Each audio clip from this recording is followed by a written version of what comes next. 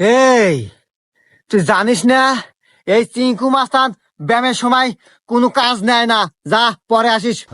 হ্যাঁ এ রে, আমি যে এত বড় একটা সহসভাপতি নেতা, এ তো আমাকে দামই দেয় না রে। আরে আপনাকে দাম দিব কি বলে? আপনি যে 5 তারিখের পর থেকে নেতা। শালা সব সময় 5 তারিখ 5 তারিখ। আর এই, আমি তোর কাছে কোনো কাজের ডিল করবার আসি নাই।